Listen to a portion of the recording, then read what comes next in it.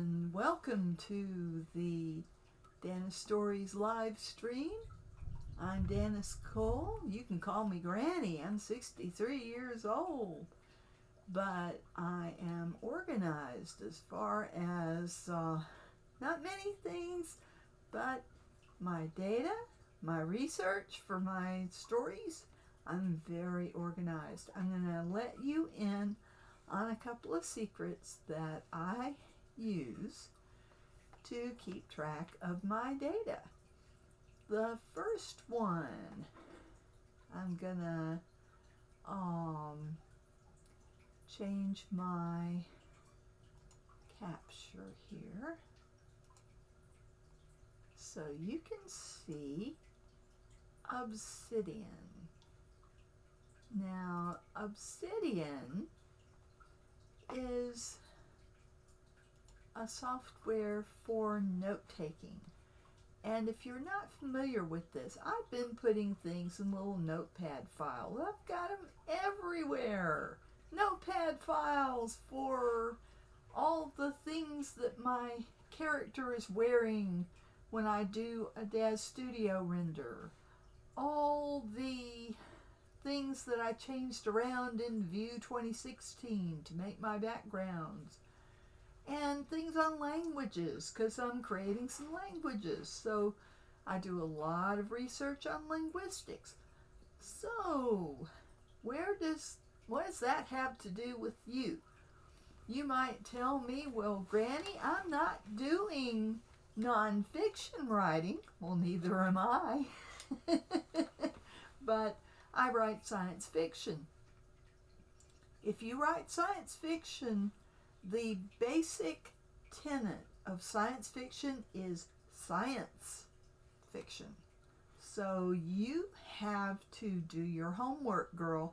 If you're going to do science fiction, you write about science and make it interesting and weave a story around it. But the basic thing that drives your story is science. So you're going to be doing a lot of research. And even if you're not writing science fiction, if you're writing a historical novel, well, you gotta learn something about the historical period in which you are setting your story. What was everyday life like for your character? If you're doing a time travel novel and you're going to a time period, you gotta know that time period. You don't want it to sound fake when somebody's reading your work. Now, what about if you're writing a romance? You might say, well, I don't need anything for romance. It's just a love story, right? Well, your love story takes place in a setting, and you need to know that setting. If you're writing about your hometown, then you probably know a good bit about it. But there's still things to know. You know, I live in Ringgold, Georgia.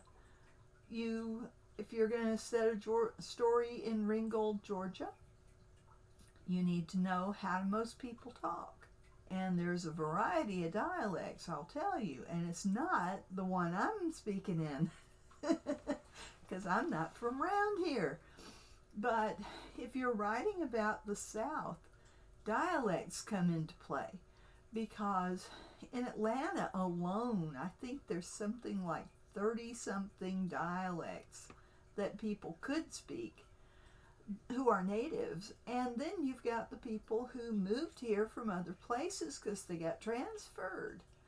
And so you've got a variety of ways of speaking. You don't have to do a whole lot of research on this to sound authentic, but a little bit does help. And with any research that you're doing for your writing, you are going to be researching things that will never see print.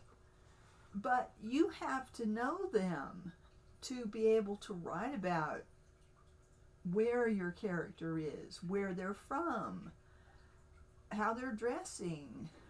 You know, you might want to, if they're going around with rich people, you probably need to do some research on fashion. if you're writing about traveling to a foreign country, you sure better know what a tourist knows about that particular location. The internet is your friend. And one of the things that I use the internet for a lot is lists of descriptive words and lists of all sorts of stuff. So we're going to talk about that. So how do you organize your data? Now you see this file here is dated today. This is all of the websites that I have gone on today looking for lists of words.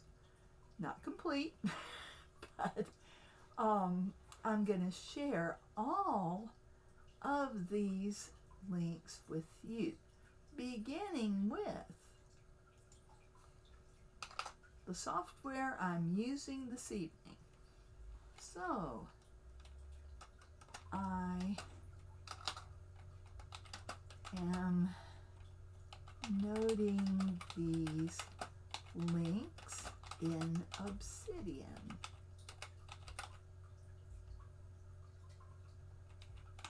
A note-taking software.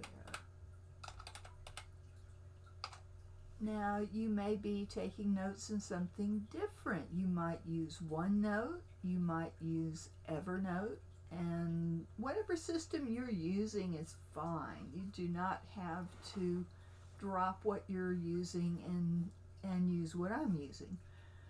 But so that you know what I'm using and all this. And this color scheme is one of the canned color schemes that came with it when I downloaded it.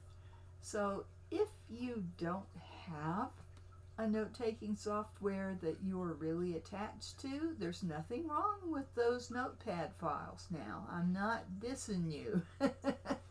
But the neat thing about Obsidian and note-taking software like it is you can do links. You can put tags on your documents and you can look it up by tag. It's powerful. So that is the reason I switched over from little notepad files. And I'm still in the process because I just downloaded Obsidian 2 days ago. So I'm very new to it, but I like it very much so far. So if you want Obsidian, let me go up here and you see how many websites I've been on today. I have been a busy little bee in the research department, not so much in the writing department. So I'm telling you, don't do as I do, because I really should be writing every single day. I should be doing 3D art every single day.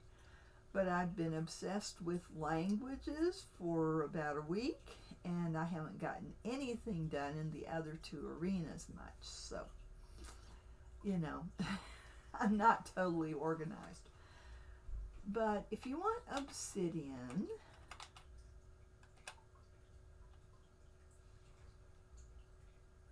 notes, here's where you get it. And I'm going to put this link in this document.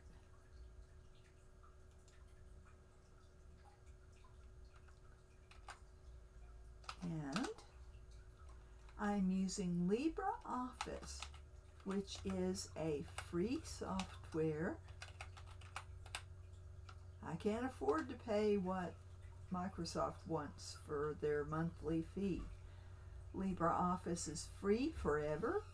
You download it and you are done. You have got it for, there's no subscription fees, no fee to buy the software. It's free and it's open source, which means that a group of volunteers are updating it when they, when they feel the need. I just got an update to 7.5. Right on, LibreOffice. I love you. So, LibreOffice is available here.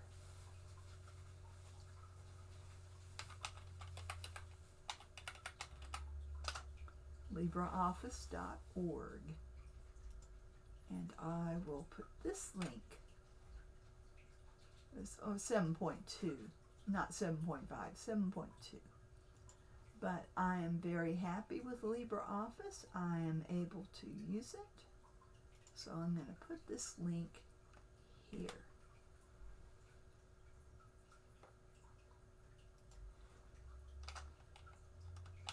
Like Microsoft Office, but free.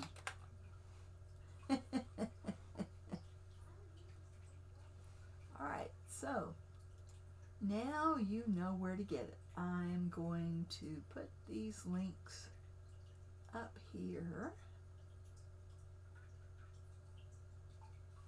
And I'm also going to put,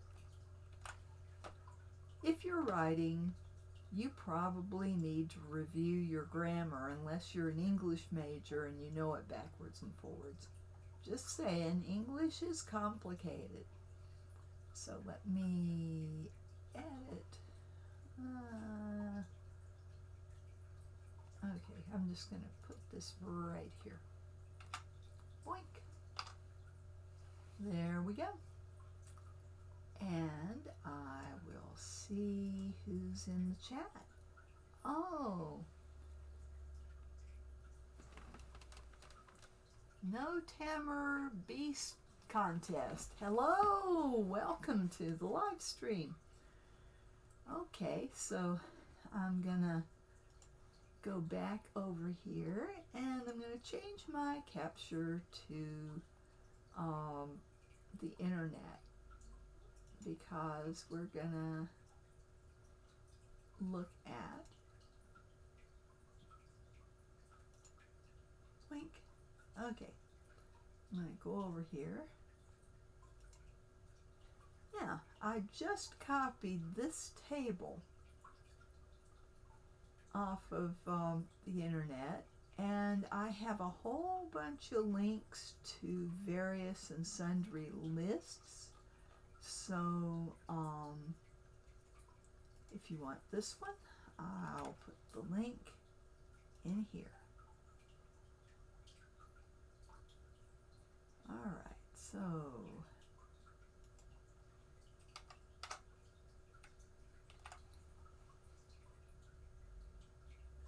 we are here under Get Word Lists. And you might be saying, okay, I see a bunch of links here. Let me go over to Twitch Studio and make sure. Oh, goodness, I am trying to put too much in the chat because it's not gonna let me put that much. Okay. All right.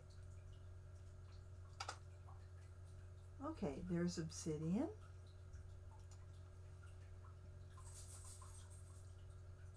Let me get la la la la la la la la.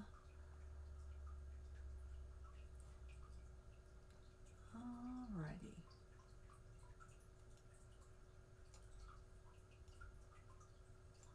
If I can get it to do. Here we go. Okay. Lots of links for you here. LibreOffice is what I'm using tonight to play with the spreadsheets and to play with database if we have time. Hopefully I won't talk my time away and we'll have time for it. So, and as far as reviewing the grammar, I am a big fan of the For Dummies books, and here is an article that just gives a quick review of the parts of speech and a link to Schoolhouse Rock. Remember that? Remember those songs that were catchy about the parts of speech and Congress and what happens to a bill and all that? They're on YouTube. I discovered them today and I've been enjoying them. So there's that.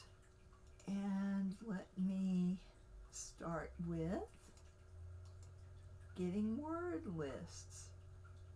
So I've got a bunch of links here for words. Let me put that in there and see if it will go.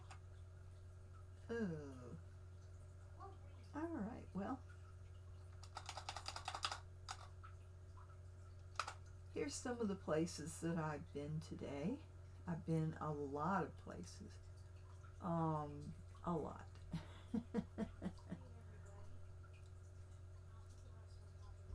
And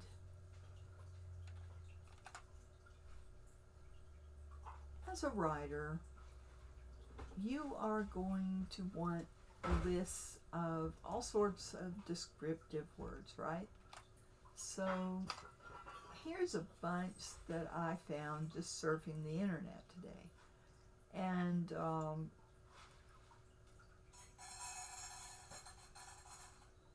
here's just a couple of the categories that I was looking for today and got. Oh, there's animals, and job titles, plants. So let me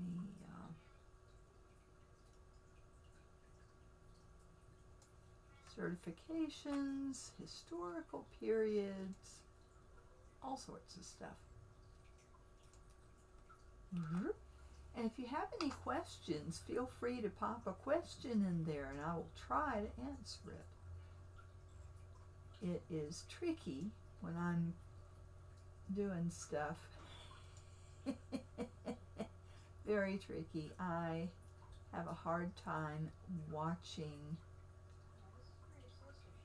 stuff on the chat, but I will try very hard to come over here every once in a while and look for, let's see, pronouns with categories.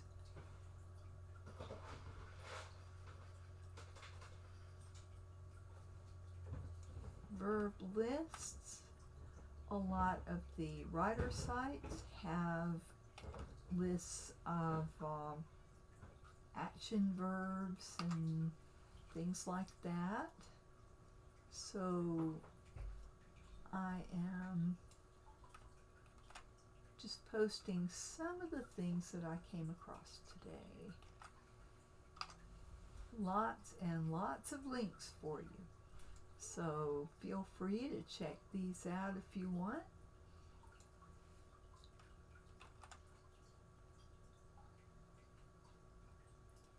Some sites have some articles that are formatted so that it's easy to grab them and put them in a spreadsheet.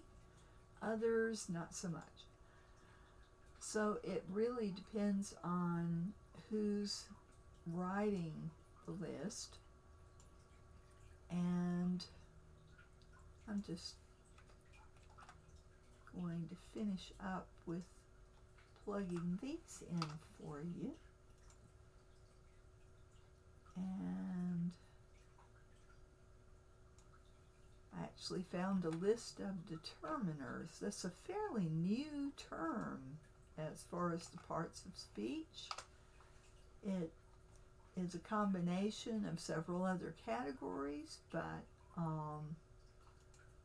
anyway, that's it. So now I'm going to go over to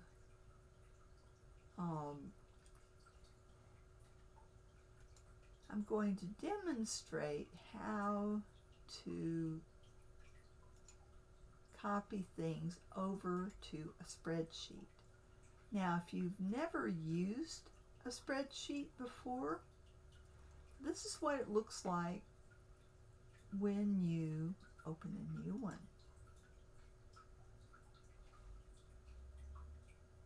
And give it a minute. There we go. Alright, so what is a spreadsheet? I mean, you've heard the word bandied about, right? But, you know, and you might say, well, Granny, I thought spreadsheets were for crunching numbers. I don't have a bunch of numbers to plug in. They're for a lot more than that.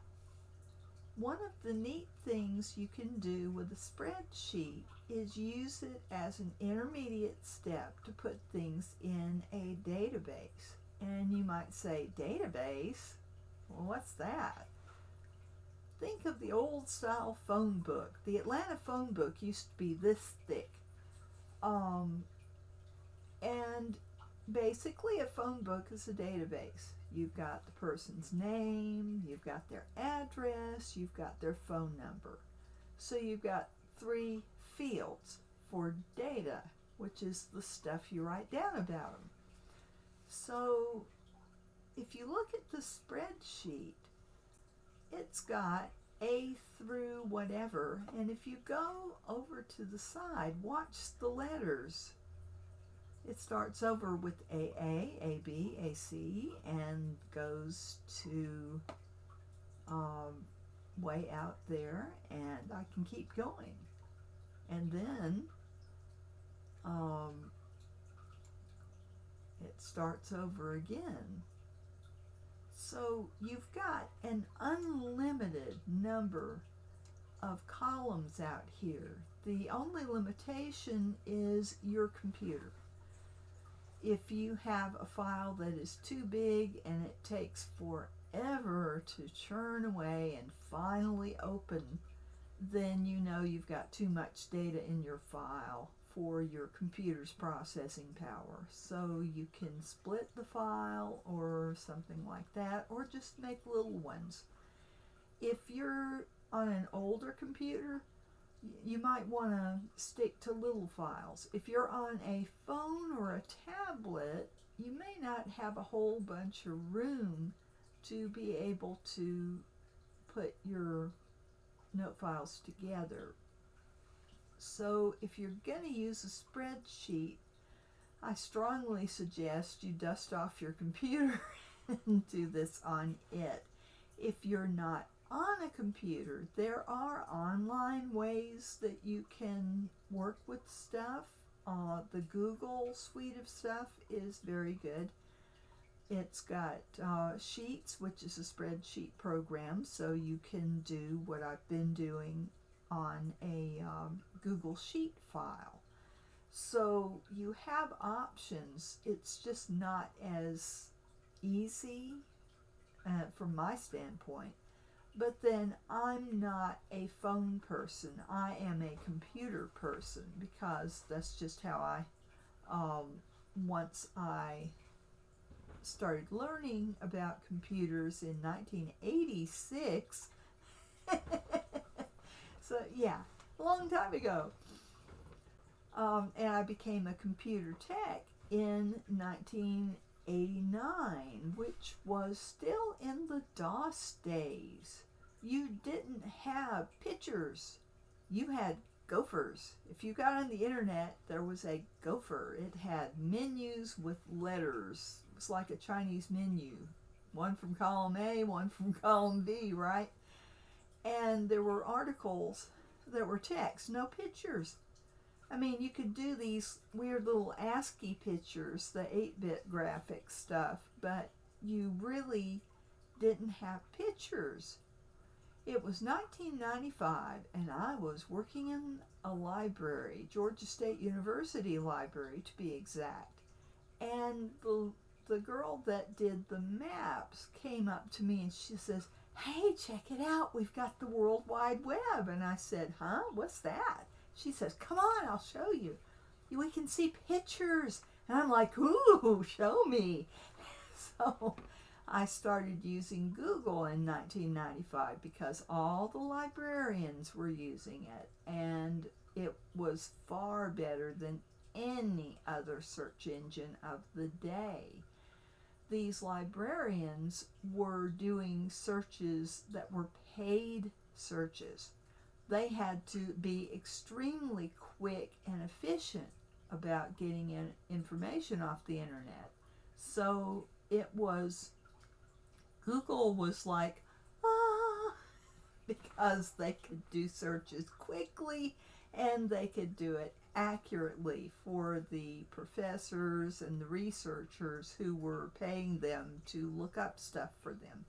So yeah, me and Google go back a long way.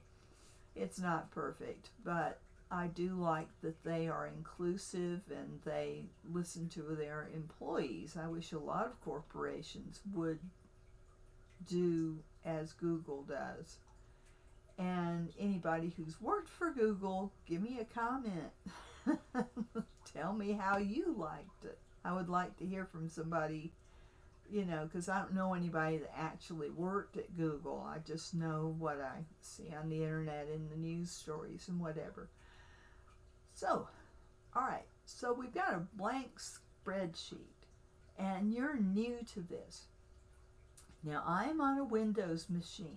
It's going to be similar on your Macs or on a Linux machine, so bear with me.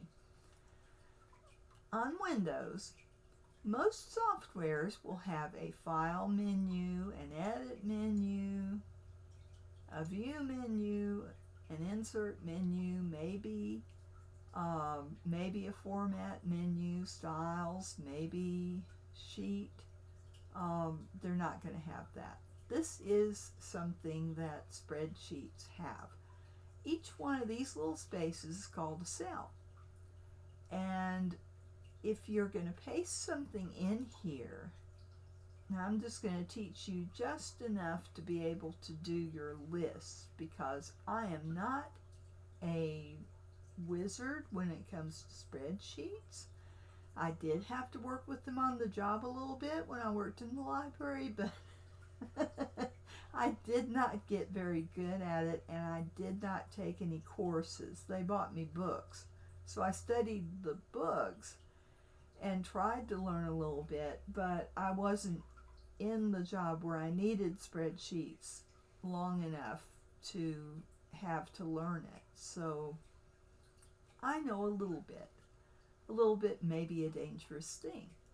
So I am going to, just for the sake of being able to paste in something, I'm just going to get this little chart here. And basically what I'm doing is I'm going on the internet to a website, and I am copying a table that is on the website. So this is the easiest way to get data in here. You just copy the table itself, and you do that by highlighting it, and then you do Control-C. On a Mac, you're going to use that little square icon. Hold it down and do C. And then you go to your cell, you click so that you've dropped the cursor right there, and then you do Control-V. Voila, you have data. Isn't it wonderful? So now you have a table. And if you did something wrong, if you started maybe down here and it's all wonky, you can do Control-Z, which makes it disappear into the clipboard again. So what you copied with Control-C after you highlighted is in your buffer. It's in your clipboard, and you can paste it. And it works the same for Linux. I'm not sure of the control codes. I don't know if it's Control-C or what on your keyboard. But you probably know that because Linux folks are techie. So if you want to know how to do spreadsheets and do them right, then by all means, there are plenty of tutorials on YouTube. I am not here to teach you everything there is to know about a spreadsheet, but if you want a little list that you can suck into your database, all you need is Control-C on the website, Control-V here, and then you just pop that cursor in that cell and Control-V, and there it is. Now, once you've got your data in there, see, you didn't have to type all that. Isn't that wonderful? A lot of things can be copied and pasted like that. So let me show you a different kind of data pasting. So if I go over to one of these other websites and say there's this lovely list of terms. So here's a little something on prepositions. And I'm just going to, there's a table up there, but this isn't in a table. So I'm just gonna, if I can get it to just get that. Yeah. I am holding down the left mouse button until I get to the end of it. Then I let go and do Control-C. So it's all blue, it's selected. Now I come over here and I'm going to Control-V. Now notice I've got a whole blue area. I don't need that. So if I want to select the whole table, I click in that corner in that empty cell. If I want just that cell, I click there. And I can click anywhere and select a place to put data. So, all right, say I put that in, and here it is, all in one column. And it's a little messy, but that's okay. These cells will expand, although you really don't want to use it like a word processor. So I might go back, and if it's a list of words, see, the words are buried in these little articles, these little paragraphs. So there's, if I look down here,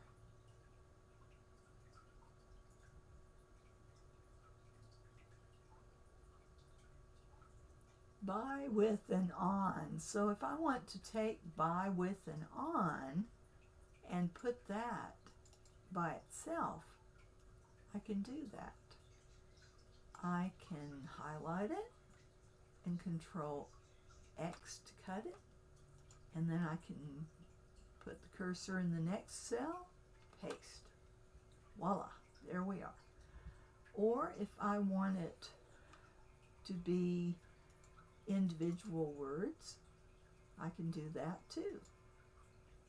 I can Control X to cut and Control V to paste, and I can go up here and get the word on. It is far better to find a list that has these in a list instead of having to dig for it and do that. But say you want to massage your data, you can. So I'm showing you how right now. And I'm going to delete that. So I highlight, hit the delete key. Now I've got by, with, and on. So you can extend that out if you want to, but if you want to undo that, say I decided, nah, I'll leave it all in one column. So I can do Control Z, Z, Z, Z, Z, and it's not letting me go back. Oh, okay. Well, I haven't fiddled with my settings to allow me to do that, but that's okay. I'll just do that because this is sample data anyway. Now, if I'm going to save this, I can put I'm just going to do test on this. So I'm going to hit the save the current document, and I'm going to pick what directory I want it in, which is right there, and I'm going to do test, and I'm going to save it. Boom. And I'm saving it in the ODS format. Now you can save it as a there are different formats that you can save spreadsheets in. You can even save it, because this is LibreOffice. It knows Word formats. So say you want to share this file with somebody who actually has a copy of Microsoft Word installed on their machine, and they don't want to install LibreOffice. They want to use, Excel. They can do that, and you can save it as an Excel format. So you can go up here and save as, and now you have a drop down, and as you can see, you can do Excel 97 2003 format. You can save it as a text CSV, which is a comma delimited format. So in other words, where the fields are, and the fields are the little spaces where the data goes, you can save it as a CSV, and it will have commas in between, like it'll have right here where the data in this cell is, it'll have a comma, and then where the data in this next cell is, it will have a comma, and so on and so forth. That's how the program knows where to put each cell's worth of data. Isn't that cool? And it has the XLSX, which is the current Office spreadsheet format for Excel. So yeah, you can save it in all sorts of formats. So you're not limited, and you could save it as a DBase file, but we're not going to do that right now. You'll see why in a few minutes. But you can save it as other formats, and that's what I wanted to show you. So basically, all you need to know about spreadsheets is how to copy and paste, and you can copy and paste into documents as well as spreadsheets. You can copy and paste pretty much anywhere where you're running software that runs on Windows. And you can copy and paste on Macs too, across different software packages. So it's a very handy thing to know. Alright, so now we have our databases. I'm going to close this, and I'm going to show you Base, which is the database program. Now I have been copying these little files all over the place, and I'm going to pull some of them together in the database and show you the power of the database. Woo! Okay, so now I'm going to open LibreOffice again, and let me make sure that Twitch Studio is, yes, it is showing you. And here's all my files. Oh my, look at this. I've got a lot of them. I've got all sorts of lists of words that I can use. So I'm gonna create a new Base database. Now, if you are running Base for the first time, you have another step. It's not enough to just have LibreOffice. You have to have a database engine. And when you first try to open a Base without having anything installed, it'll give you a little error message, and it will say database connection not found. If you try to open a database that you already have, or if you try to create a new one, you can't do anything with it until you have this other piece of software. And to get that, let me go up here and find that piece of information. I haven't got it up here, but I know how to search. Okay.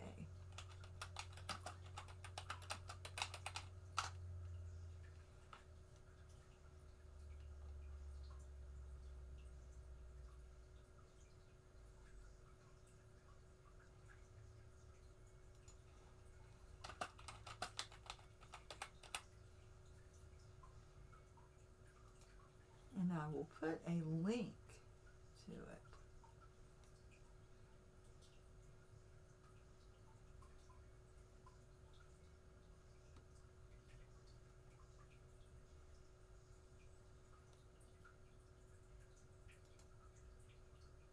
Let's see if this has it.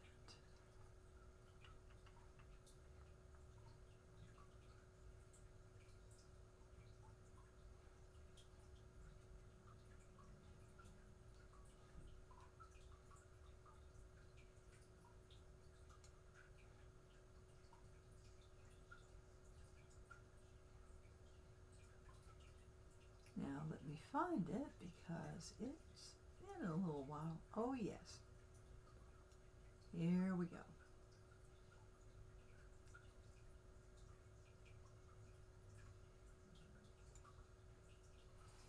Okay, so this is the little bit, and I'm looking back in the chat to see if anybody asked me any questions. I don't see any, and I'm going to put this in. So this is the little bit. To use Base, you need to create a Java runtime environment, and if you need one, you can get it. For Windows, you go to www.java.com, and so, I am not going to show you how to do that right now because I want to show you how to play with Base.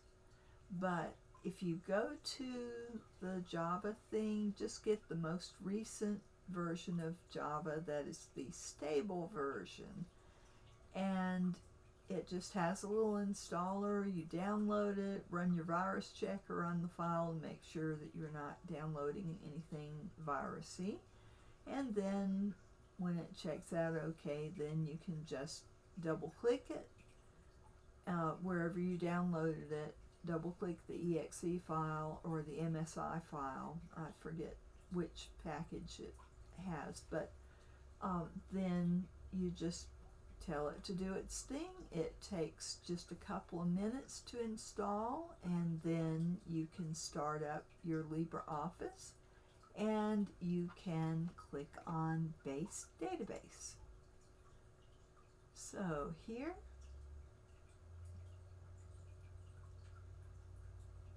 I am creating a new database, and I'm not going to touch that. I'm going to take the default and I'm going to say next, and yes, register the database for me. They have to be registered. I'm not exactly sure what that's all about, but once you have your database in one directory, you do not need to move it, because if you move it to another directory, it will no longer connect to it, and you'll have to do something different. So make sure before you create your database that you have all your databases in one folder, and that you're not going to move in out of the folder, and you're not going to move the folder, because if you do, if you've connected to that database before, then it won't find it if you move it. So just a little caveat for you. Don't let that intimidate you though. All right, so now we're going to finish to save the database. And we are going to have a new database, and I'm going to put it in my, all right.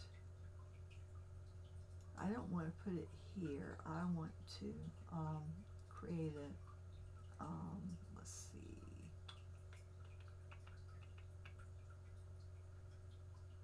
I want to go up.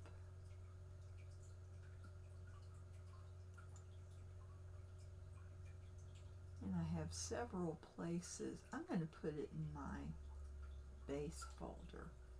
That's where I keep all my other databases, and look how many I've got. And this one is going to be my description database. So I'm going to call it DSC just to be simple. And now we finish. Well, we already finished now. And here's what base looks like when you open it up. Now, tables, we can use the wizard to create a table. So we're going to create a simple table. We're going to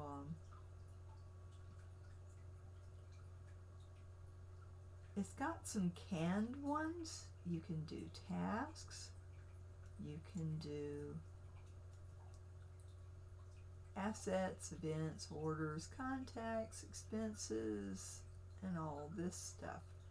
But I usually like to make my own, so I don't want to use any of that. So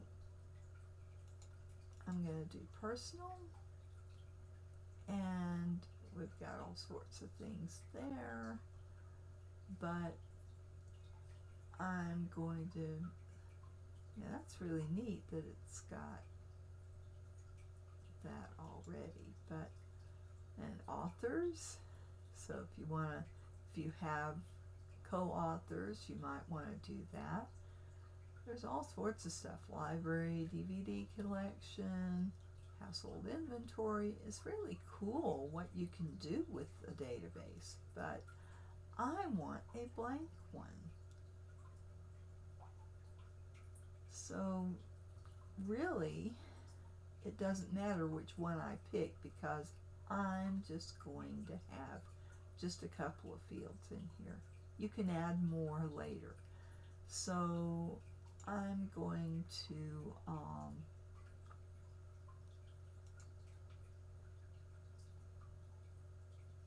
let's see.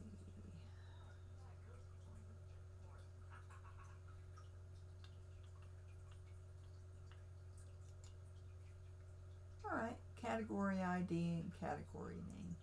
That's good. Next.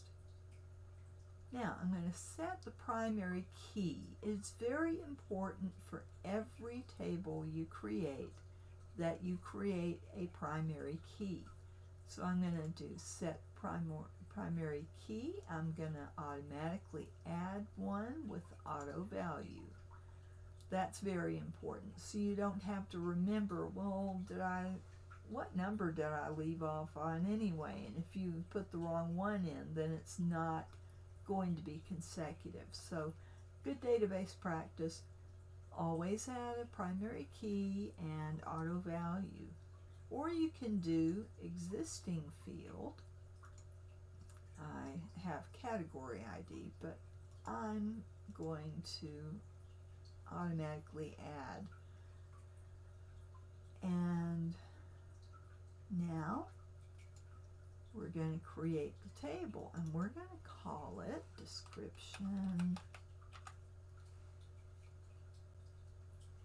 It's the desk database and the desk table. And we're going to modify the table design. So finish. All right. So now I've got a category ID and a category name. And you'll notice when you're looking at this that you've got a field type. You do not ever want to change that first field. That first field is your primary key. See the keychain? You're not going to change that, because if you do, your database will no longer work. So you have to have a primary key. That's so every record in your table, and a record is, say you've got your character's name, first, middle, and last name, and then maybe a hair color, an eye color, and stuff like that. That's one record. That's a row across. And your categories, your titles, that's the up and down stuff. So each of these boxes is going to be a category of information. So we've already got category ID and category name. The category ID is going to be an integer, it's going to be a number. And it's going to be, we can change that if we want. We can make it a bigger number. But I'm going to leave it like that for now. I can change the category ID later. The only thing you cannot do later is change the order in which these appear. However, you can do that with a query. I'll tell you a little bit about that. But first, alright, so I'm going to put in some parts of speech. So I'll put nouns, and that's going to be text. And if you look down here, when you click on this, you see auto value yes, length 10, format example, and there's nothing. Then category ID is not auto value. You can only have one field with auto value, and that needs to be your primary key. None of the other fields are going to have auto value. You're going to have to put that in every time. So entry required, no. Length, all that looks good. Now for nouns, length 100, I don't think I'm going to have 100 character words. But if it was prepositional phrase or something, another part of speech, it might be that long. So I'm going to leave it at that for now. And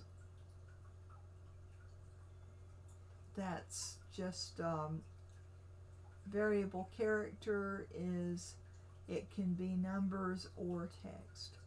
So I'm going to put nouns, I'm going to put verbs, I'm going to put adjectives,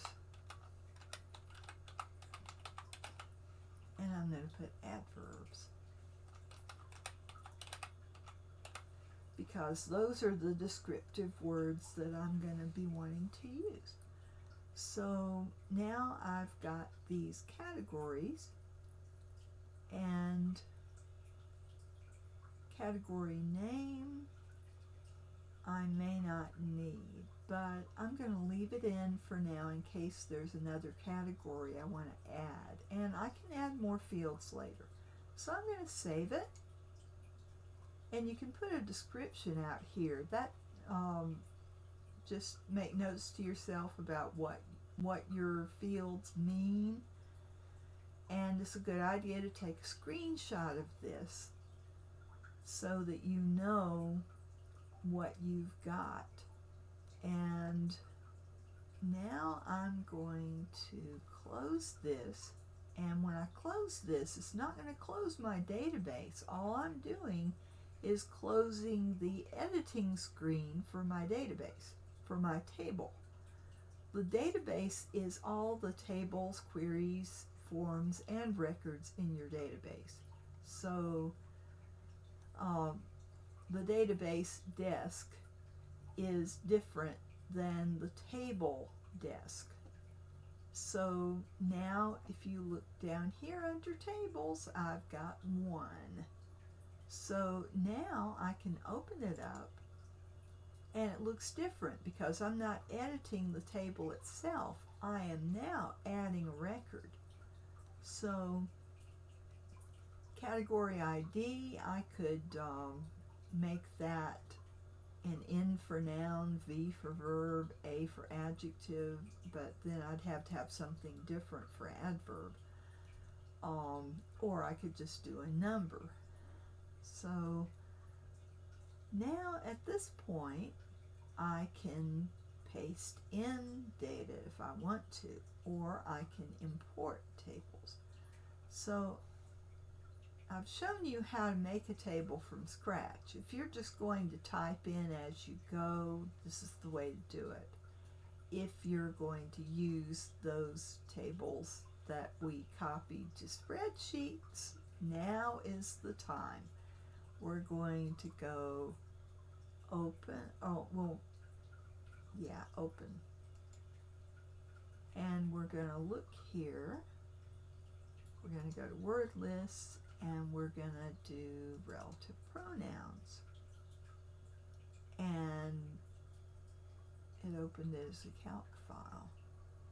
I didn't want to open it as a calc file. Alright, let's try it this way, because I didn't see an import option. Alright, I'm going to Control C to copy it, and that copies all the rows all the way down. Now I'm going to come to here. I'm going to create a new table. In Design View, no I'm not. Alright, I'm going to open this one. And I'm going to see if I can't, but it's more than one column. Nope, that won't work. Alright, so what I need to do is get one that doesn't have two columns, unless I set it up as pronouns and examples. Now I could do that, but actually I just want the word list, and I don't want the examples, and I don't want the other stuff, because I know what a pronoun is. So I just want the word list. So I'm going to just get the word list. Control C.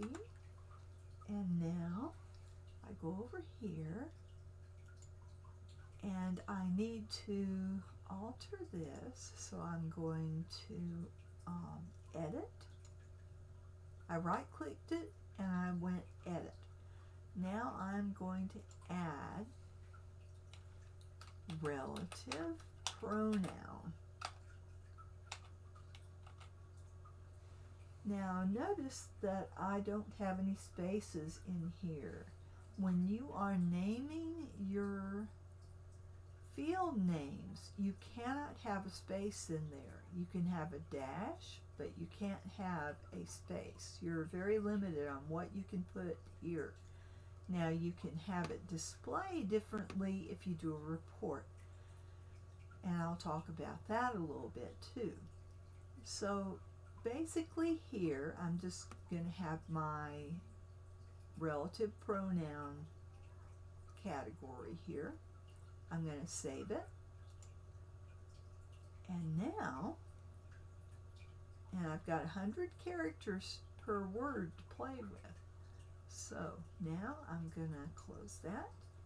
I'm going to open this because I opened it for editing before. Now I've opened the database and I can just plug in some data. So I've got my relative pronoun field. I'm going to paste, and hopefully it will, oh, you know what? It's not going to do it. Let's see. Why is it not doing it? It should. Alright, it put it all in one field. I don't want it in one field. Let's try that. Nope. It did not do it. So, no.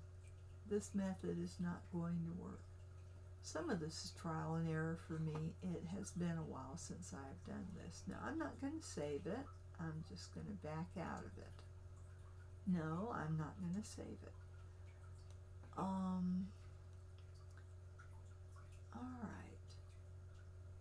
If I create a table in Design View,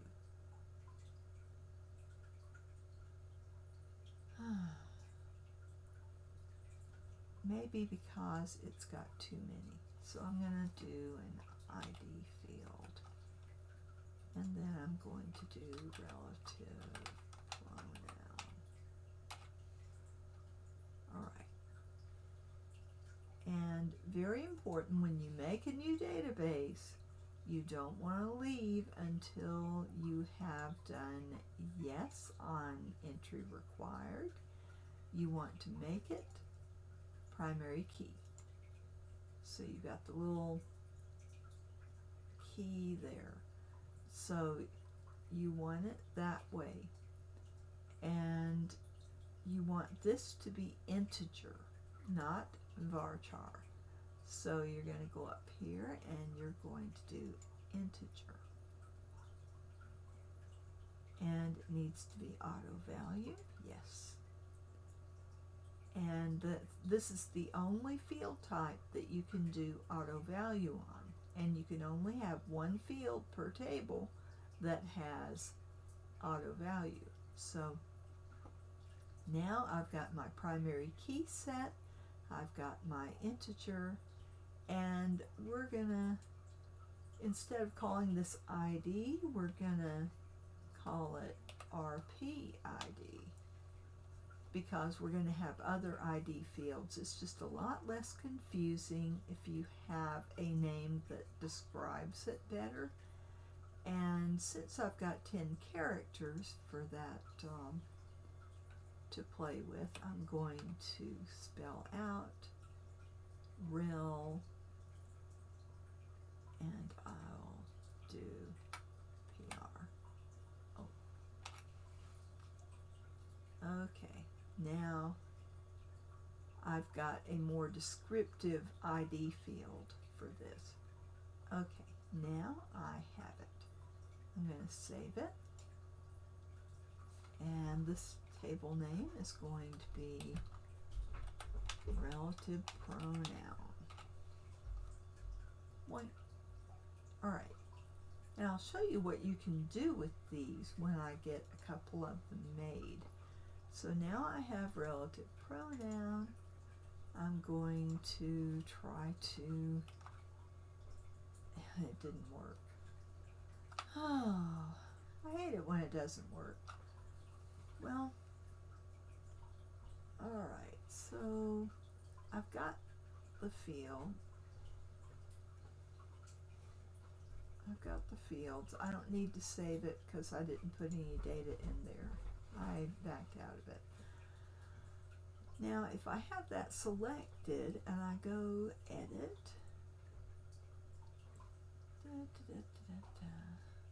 I know there is a way to suck this data in.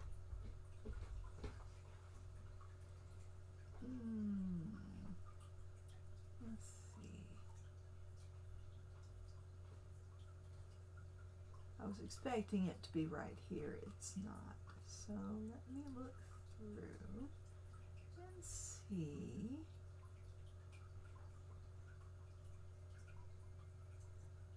I can paste, but that's the table. No, that's not what I want. I want to put the data in this other table. Let's see, insert.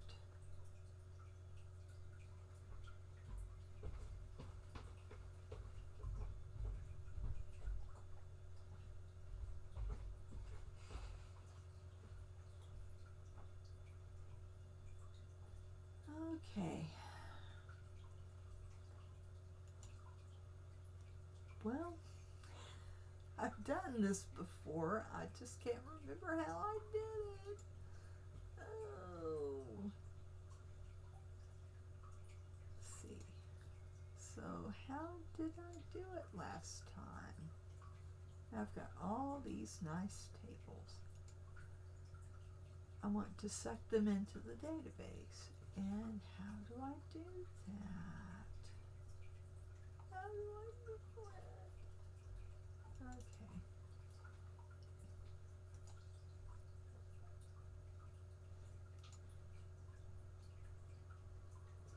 All right.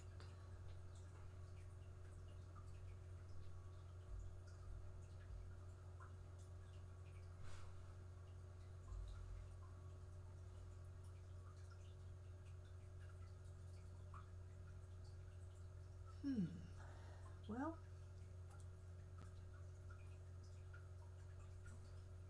all right. Let me check it out. Import data from spreadsheet.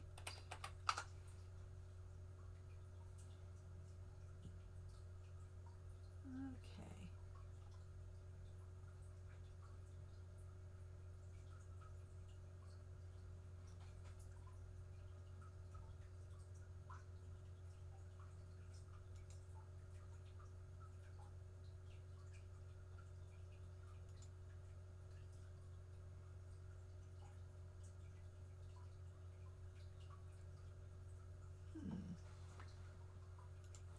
Maybe I'm going about this all wrong.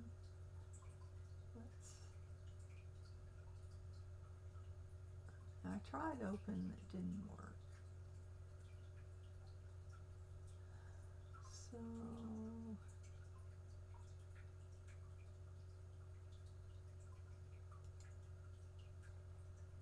all right.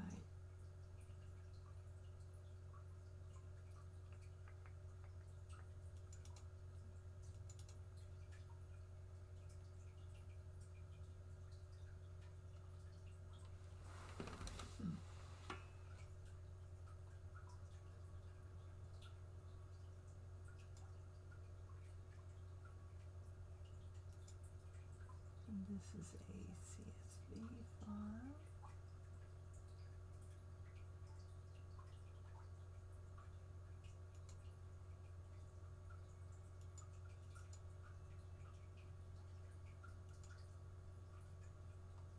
All right, here's where I can put this. All right, this is in CSV format. So I'm going to look at it and it looks good. Everything's in the right column where it's supposed to be. Now I'm going to do OK. And here we are. But it's in Calc. All right, so now we've got it in Calc. I can save it.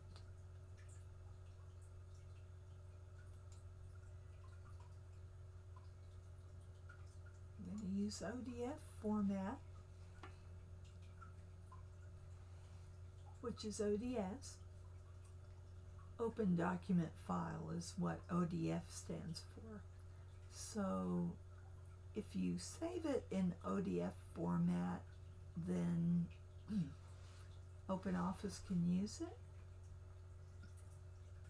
So I'm going to save it here. And now I have my text file that I downloaded off of the site. I gave you a link. Now I've got it, but how do I get it into my database? I can export it. Let's see what I can export it to. Nope. I can export it as a picture. I don't want to do that. Okay, so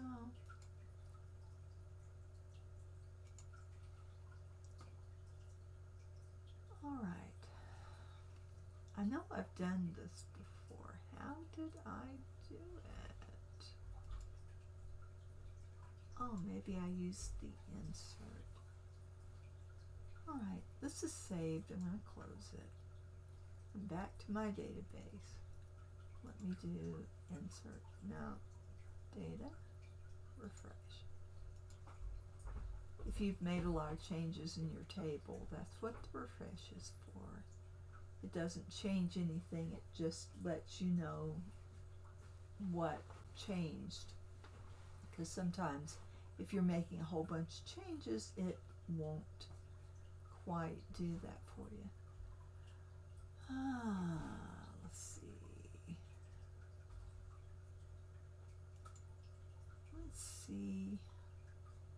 And I have all these dictionaries. It's lovely.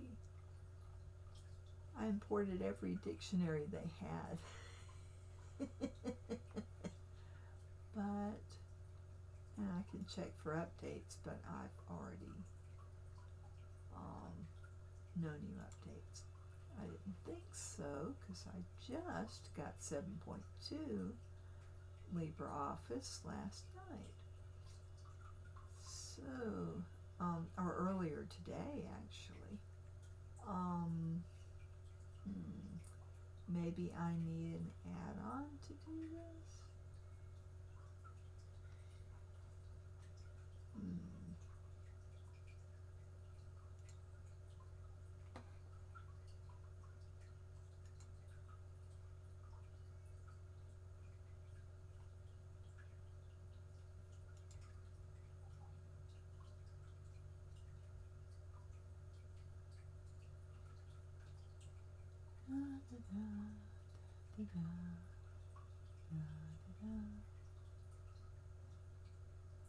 Well, it looks like I need more research. So,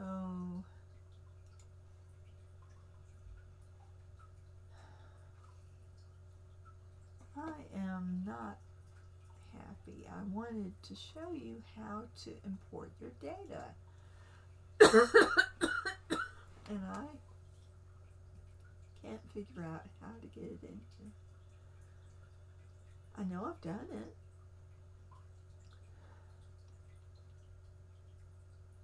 So,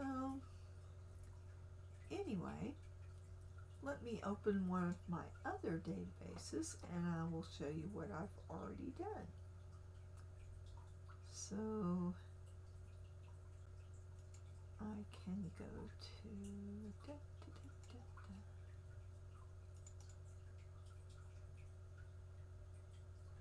need to go up.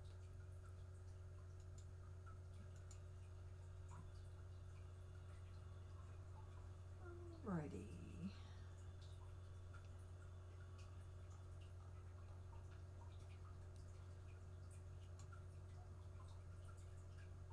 I have sure been working with a lot of files.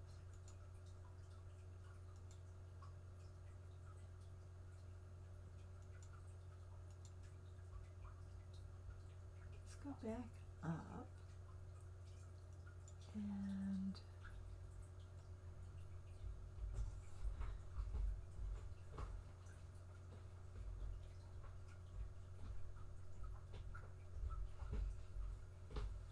this is where I've got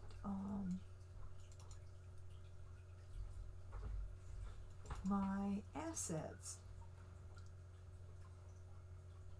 Basically, I made a form.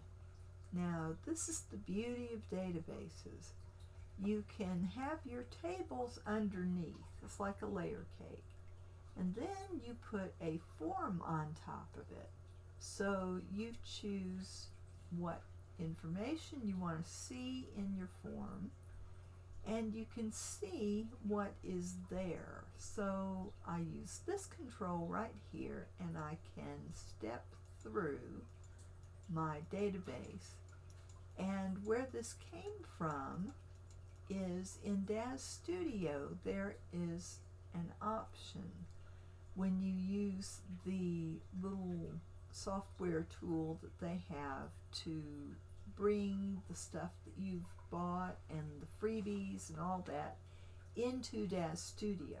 It's called the Install Manager. And in the Install Manager, you can export the entire database of everything that you have that you can use from DAS Studio that you got from their store, whether free or paid. You can put it in a spreadsheet. And then I pulled that spreadsheet into this database so that I could work with it better, because I'm a lot more familiar with databases than I am with spreadsheets. Spreadsheets are wonderful for lists, for crunching numbers or making calculations. You can do a whole lot of stuff with a spreadsheet, but you can do a lot more with a database. Because you know the spreadsheet, the forte there is formulaic. You can put in a formula and crunch numbers. So if I want to do a conversion for ages, or if I want to do a conversion of J years to Elshar years, for example, they're based on two different systems. The Elshar years are decimal, and the Jia years are on, in nines. So very different system. So you can use a formula to convert anything that's in Elshar time to Jia time, and Jia time to Elshar time. This is useful if you've got different worlds and they've got different calendars or different time systems. You can come up with a formula, plug it into a spreadsheet, and voila, you've got how many hours in your day on what planet, and all that good stuff. So spreadsheets are incredibly useful for that. They are also very useful. Randy, I can't remember his last name, the snowflake guy, the one who does the snowflake method. He recommends using a spreadsheet to be able to do your scenes, because you can use one record per scene, and if you want to put a scene coming in a different place, you can move it.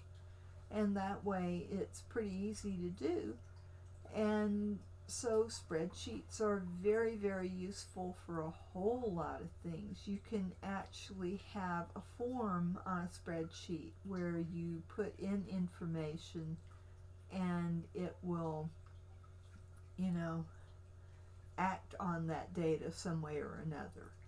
So definitely, and there are things you can download that work that way, where someone else has already written the macro and it's done.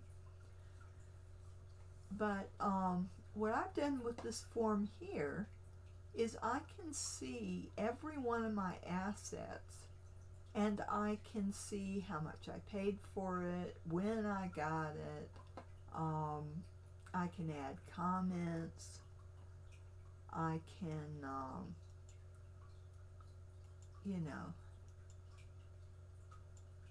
all this good stuff. So everything that is in DAS Studio, I can see here. So I've also got items from other vendors besides DAS. I've got a lot of items that I downloaded from ShareCG and Renderosity.com and a lot of sites like that. So I can go in and put those in. It's not as easy to get that data in here. DAS just happens to use a database for these things, and they're nice enough to share a way that you can export it into a spreadsheet. So that's how I was able to do this. And I will look up and see how to do that again, so that next time I'll be a little better prepared. but I just wanted to show you this, and I have 50 records in there. I should have more than that, but if I want to add another one, there's record 51, and it's got the asset ID is automatic. So when I start typing, it'll put a number in there instead of autofill. That's just a little reminder that I don't have to put an asset ID number. In fact, if I go in and try to change one, I probably can't do it because it's an auto number field. So it's not editable. So that's that. And so you'll notice that's under forms. If I go to the table itself, now I've got other things. I've got assets, I've got my covers. So I have all of my book covers here. And I have and if I double click on these lines, then you can see everything that's in there. There are pictures here, but they're not displayed. If I made a form for this database, for this, not database, table. If I made a form for this table, I could display the pictures. Right now it's just a link. So here's where I keep track of this item on Amazon needs a cover. So I'm, going to come back to it and make a cover for it. So I have a database of all the various stages of completion that I've got. So I've got that table.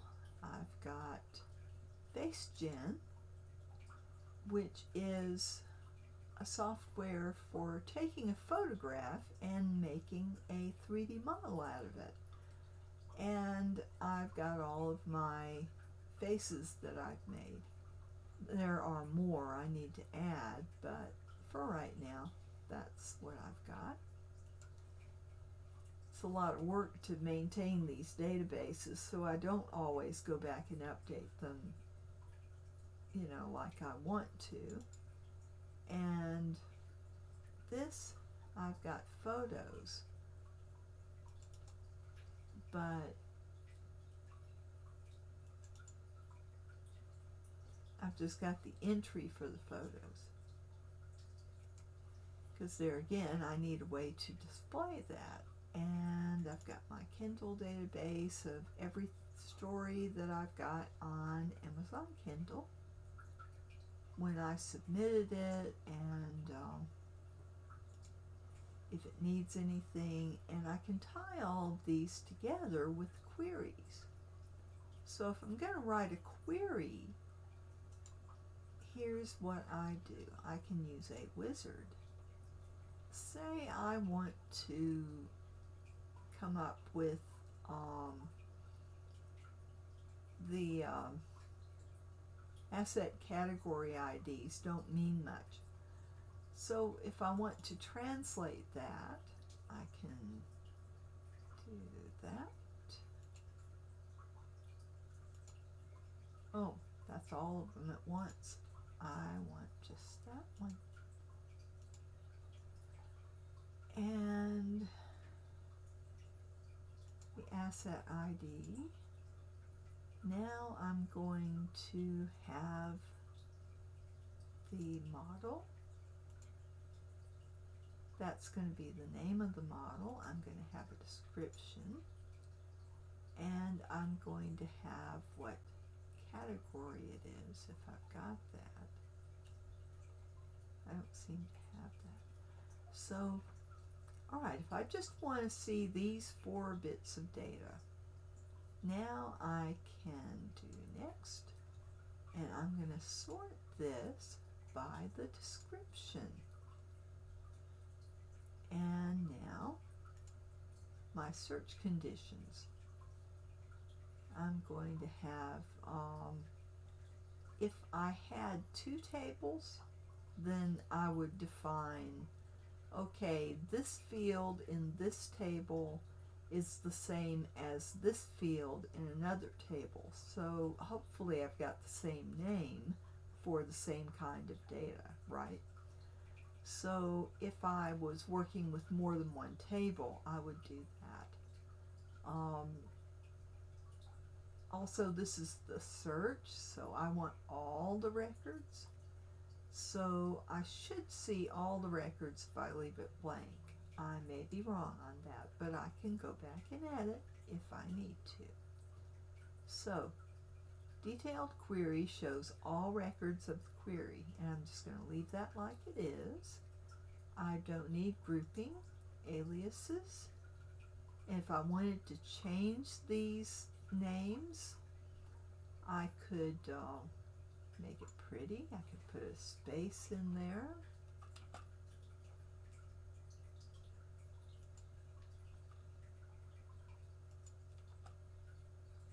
Because this is going to display the data how I want it. And then overview. So there's the fields in the query. It's going to be ascending on description. I didn't assign any conditions or groups. And I'm going to leave it at query assets. And I'm going to display the query. So finish, and here it is. And there's all my records.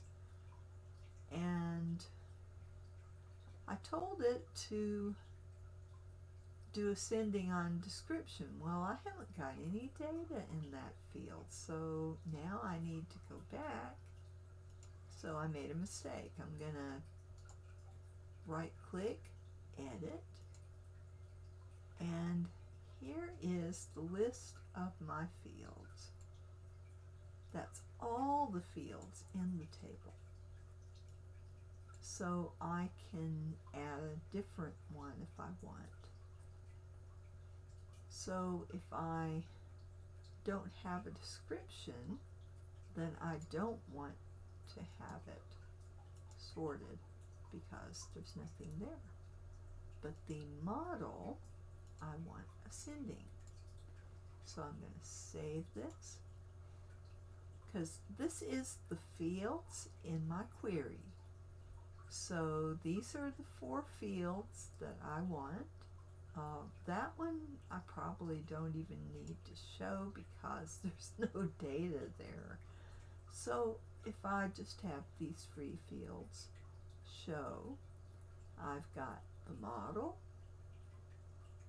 and it's ascending. And if these boxes are checked, it's visible. So I could add more by just dragging and dropping. So I could put all the fields in there if I wanted to, and I could have my price display. So I'm going to save that, and now I'm going to go back over here and run the query, and now it is sorted like I wanted it. And the price is not showing as a price. I need to go back into the query and fix that. So I'm going to right click, edit. Actually, that is going to be a table thing, not a query thing. So I'm going to go to the table and assets. I'm going to edit this, and I'm going to look at my price. I've got decimal, but I haven't got enough decimal places. So I need to format the field. So what I'm going to do is I'm going to change it so that it is a 0.00 because it's currency. I'm going to do that. Now it'll have a $sign when it prints out. So I'm going to do OK. I'm going to save it. I'm going to close it. And I'm going to go back to my query, run it. Now I have money. So now the money shows. Yay! So I paid $28 for the anime bundle way back yonder. I don't have a date on that, but that's okay. And so if I decide I don't like the way this is sorted, I want to sort it by the asset ID, which is the order in which I bought it, I can just do that. Very easy to do. It didn't, well, it's because it's a query. I guess I can't do that because I have a different sort order specified in my query. So you can't sort a query, but if I want to go into the table and I want to see it by asset ID, I can select that, boom, and there we go. So there are all sorts of things that you can do with your tables once you have them in. And if I want to sort it back by model, I can just do that. And there it is. It's easy as pie. Sorting in a spreadsheet is a little different, and I would have to read up to learn how to do it. This I can do because I've been working with databases for years. I am not very used to LibreOffice's differences between them and Access that I used to use. So, and I don't learn as well now that I'm older, but I can do a lot more with my databases than I can with my other stuff, so on the spreadsheets. So that's why I'm eager to get all that into tables. But this just gives you an idea of how you can put your data in, and you can tie these together. If I go into my relationships, where is it? And up here at window, I've got my description database and I've got my relative pronouns database. Well, that's actually spreadsheet. You can tell because that's LibreOffice base, that's the database. LibreOffice Calc, that is the equivalent to Excel, it's the spreadsheet. So I've still got these windows open. Relationships. Now if I look at this, first I'm going to add all of my tables.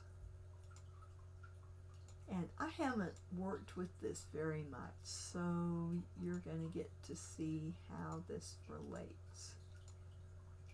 Okay, all of these databases are not databases, tables. All of these tables are in one database because they are related in some way. So I can go in here in the relationships window and I can tie them together. So I'll let you see me do this just to show you what databases and tables can do. So I've got all my tables, and this is relatively simple compared to what I did have. I had a very extensive system in Access, and then Microsoft changed Access to the point that it was really, really hard for me to do anything with it. Now you'll notice some of these tables have a very little bit of information, and some have just all sorts of stuff. And I probably want to split these two up so that they're not so huge. But, and I certainly don't need that much information on them. So there's that. But I'm going to ignore these two for right now. I'm going to look at Cover and DAS. Now DAS and Assets are more related.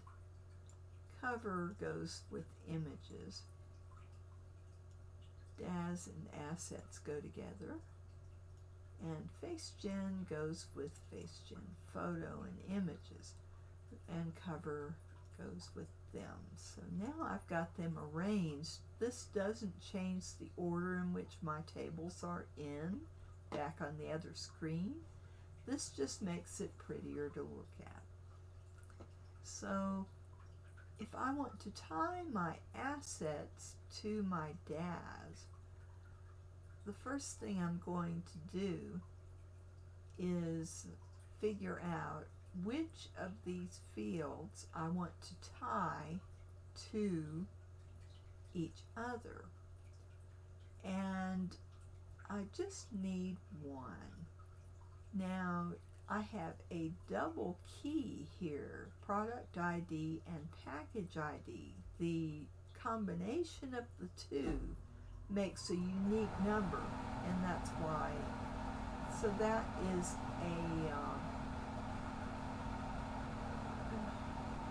it's not just one figure, it's two. And asset ID is my primary key over here. So I've got a serial number, I've got an asset category, I've got a vendor ID, a vendor, and I don't have a vendor table yet. There's model number, and date acquired, and all that stuff. So basically, for each asset, I have a set of information.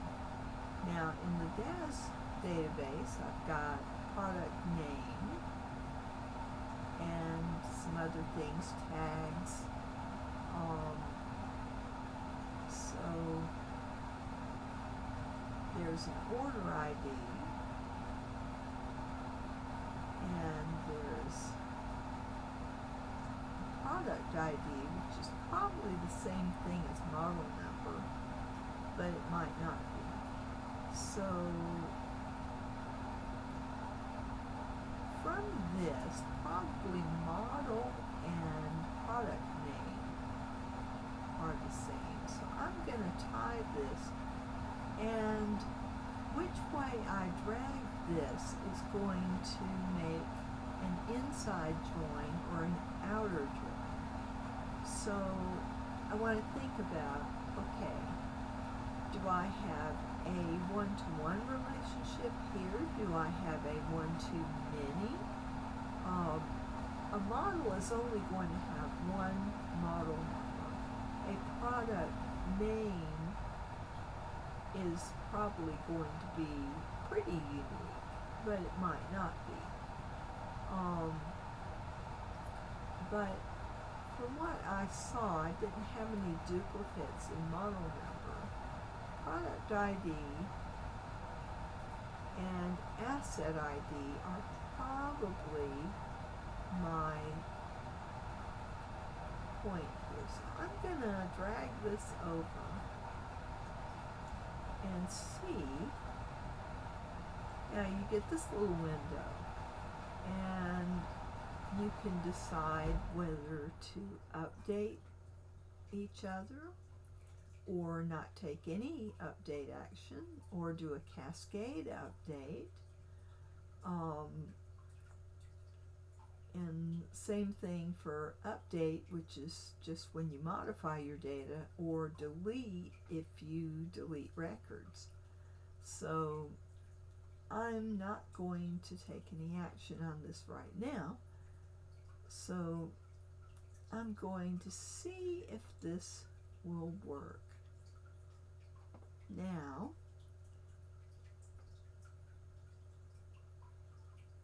if I pull those together, if I'm assuming that the asset ID is the same as the product ID, let's see if it works. I'm going to close that. I'm going to go back.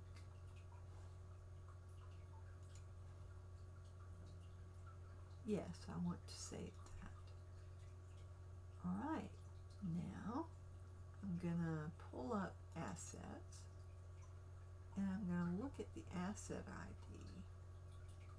For Millennium Woman, it's 43. So if I go to DAS, to product name, Victoria Woman, product ID is different, so that won't work. Alright, I can undo what I did. I'll go into relationships, and they aren't tied anymore. It probably said, oh, that doesn't work. So it's not tied anymore. So, however, model and product name should be the same. So let's try that.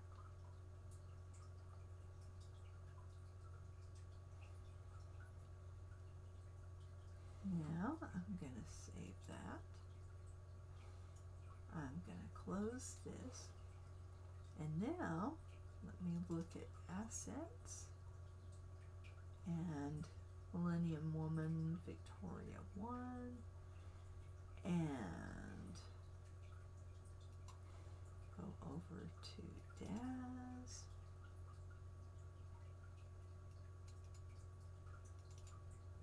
Millennium Woman, Victoria 1. They are the same. And all of these should be the same. So now I can do a query. Now that I have tied my tables together, I can go to queries, and I can do a new query, and I'm going to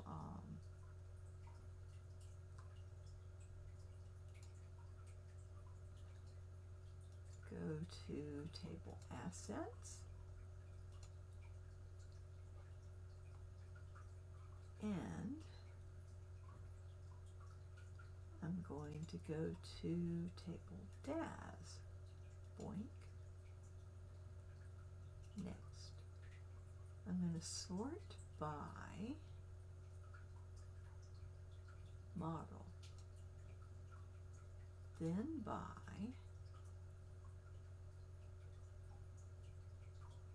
DAS product name. All right. Search conditions.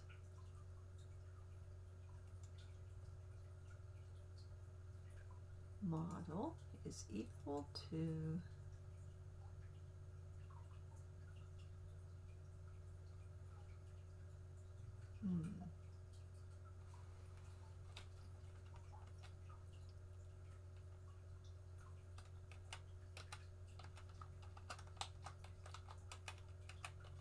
no, that's not going to work.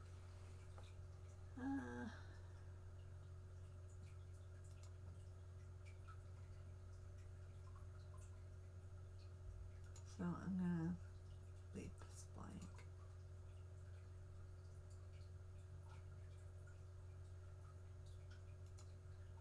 And I can't leave it blank. So it's all right. Okay. All right, now this is going to show all the fields. It's huge. So I'm going to get duplicates because the same product is in there a bunch of times. So to fix that, I don't want, I'm gonna edit, and I'm gonna take some of these out of here. So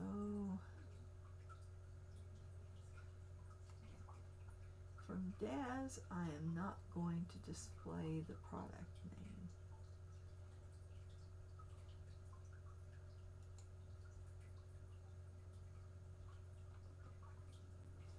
So if I save that, then I should be able to run it and not get the duplication, but I still have the duplication. So I need to edit it again. I need to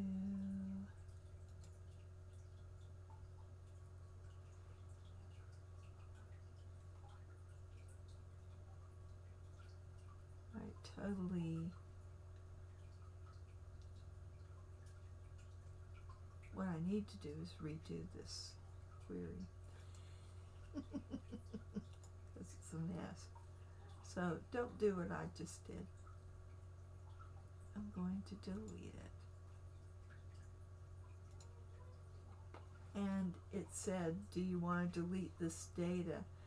The only data I'm deleting is what was showing in that little window. I'm not deleting any data from either of my tables. Alright, so I'm going to use the wizard. I'm going to have all of those. I'm going to use model. Now I'm going to go to the DAS table. I am going to skip that, but I'm going to take that.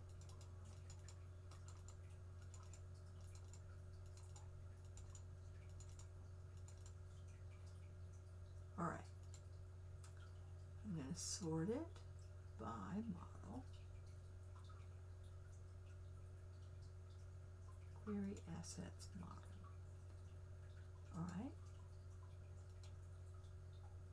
Detailed query, no aliases, overview, finish. Column does not support the property name.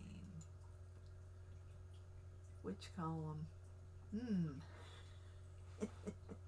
Welcome to the wonderful world of databases.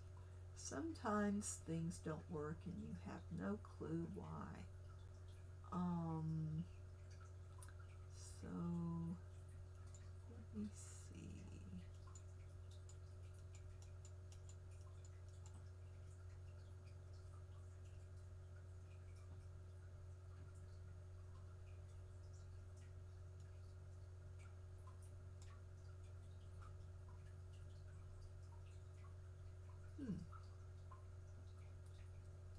All right.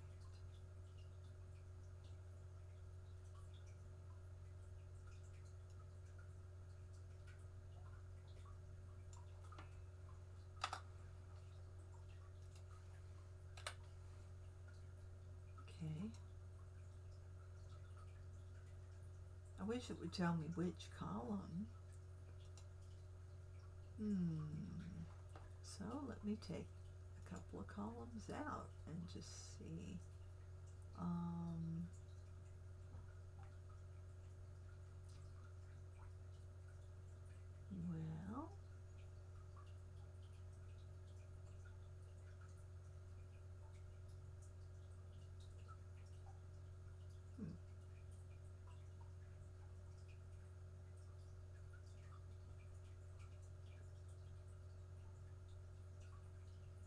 I haven't got any duplications.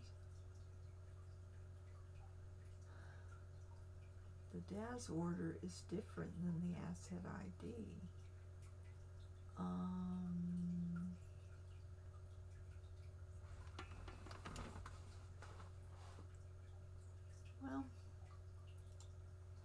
not sure what's wrong with that.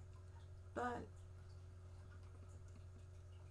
the nice thing about this is you can connect your tables together and you can write a query. And you may have to go on the internet and read up on, you know, exactly what you're trying to do.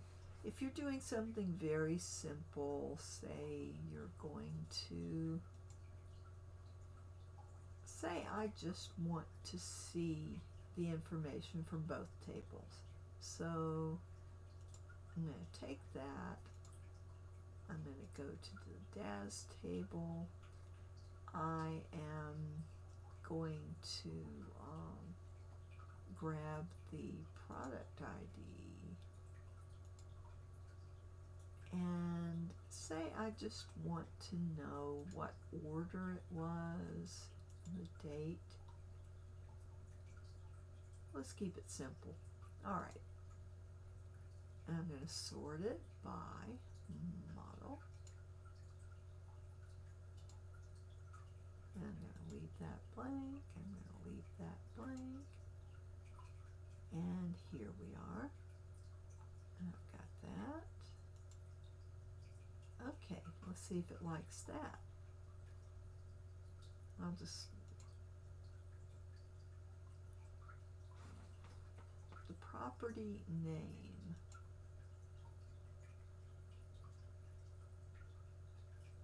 That's real helpful. Okay, the property name.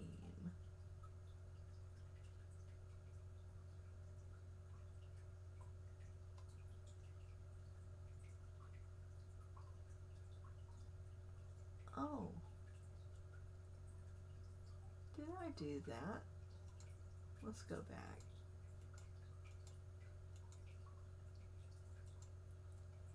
All right.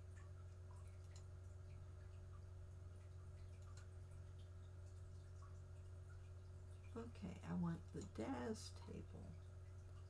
I want product name, ID, order ID, order date.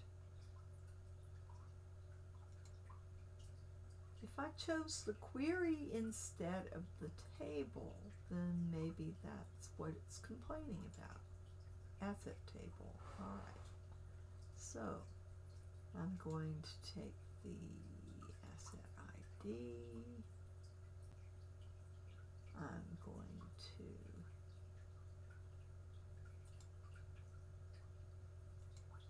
have that. Purchase price. All right. Now, next, I'm going to sort it by model. Where's model? DAS product name. Okay. And no aliases, overview, command name unavailable. Command name.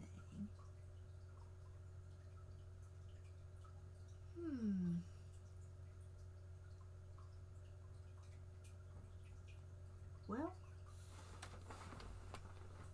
it's a mystery. I don't know why it's saying that I can't do this.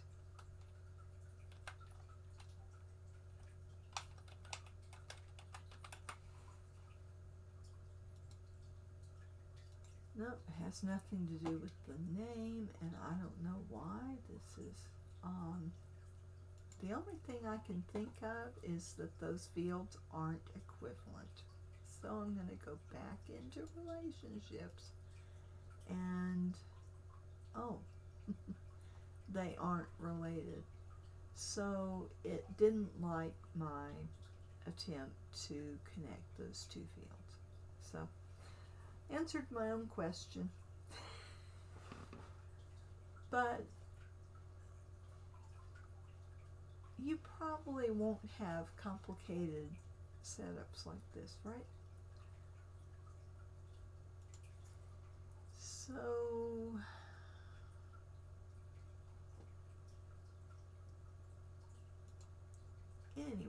I'm going to save my database. It's always a good idea to save your database before you quit.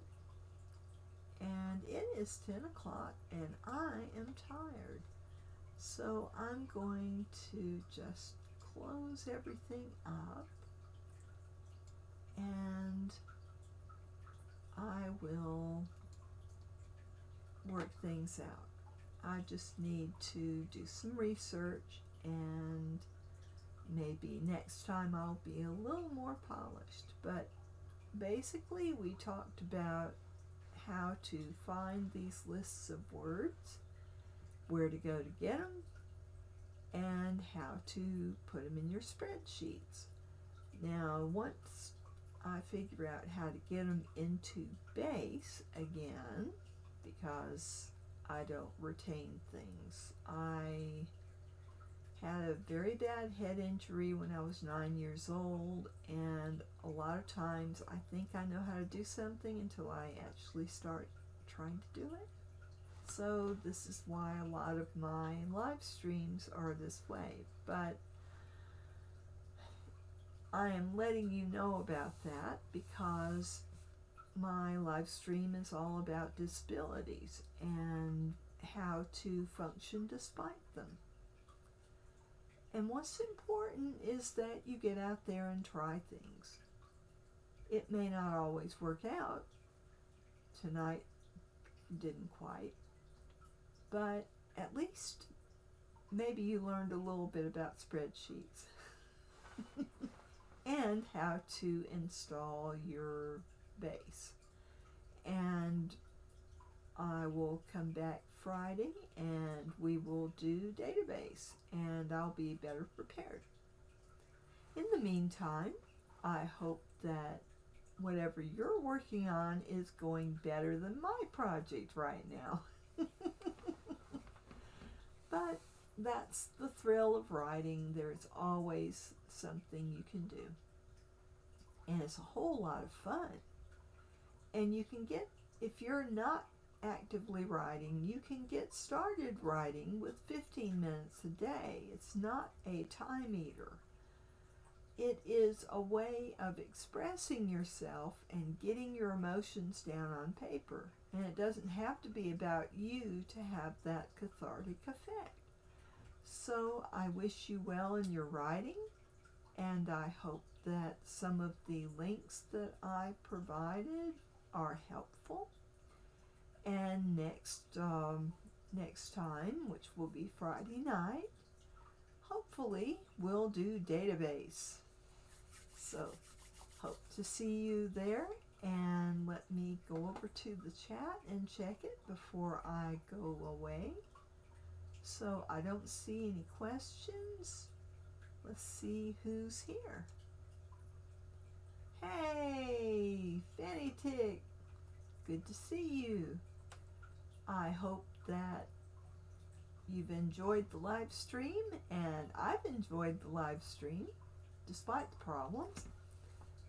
And I hope you'll join me Friday when I attempt database again. So in the meantime, be healthy and concentrate on your can-do list.